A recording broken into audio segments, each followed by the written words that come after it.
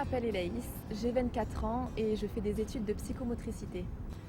J'ai choisi la psychomotricité parce que j'aime bouger, j'aime les gens et j'aime la psychologie.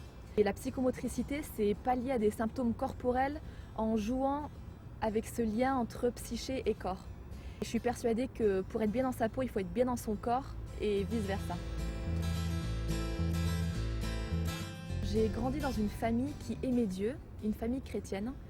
Et peut-être il y en a qui trouvent ça difficile de croire en Dieu. Moi, j'ai jamais eu de mal à croire en l'existence de Dieu. Par contre, Dieu me paraissait lointain. Et au fond, j'étais animée vraiment par la conviction qu'une vie avec Dieu, c'est une vie passionnante et trépidante. Et vraiment, à partir de l'adolescence, j'ai vraiment été à la quête de cette vie-là. Je me suis énormément engagée dans l'église. Je suis partie à Toronto pour servir et vivre avec les pauvres. J'ai pris beaucoup de plaisir à faire toutes ces choses-là. Mais même si j'étais à 200%, c'est pas ça qui me permettait de vraiment être proche de Dieu.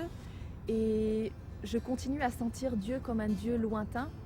Ma vie a vraiment changé lors d'un rassemblement chrétien où Dieu s'est vraiment servi d'une personne, lui a révélé certaines choses de mon enfance qu'il n'était pas censé savoir et des choses qui m'ont vraiment affirmé que Dieu était un Dieu proche et qu'il avait été là dès ma naissance et bien avant.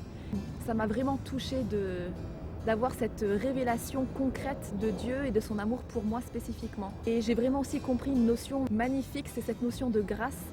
C'est le fait qu'on ne peut pas mériter l'amour de Dieu et rien de ce que je fais ne va faire que Dieu va m'aimer plus.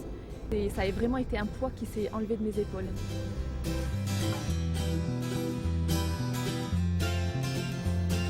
En psychomotricité, on parle toujours de symptômes inexpliqués, de maladies qu'on ne peut pas guérir. Il y a beaucoup de choses assez mystérieuses que la science n'explique pas. Et je fais ces études avec la conviction que rien n'est impossible à Dieu et qu'aucun symptôme ne lui résiste. Et pour moi, c'est en Dieu qu'on peut trouver la guérison extérieure et intérieure.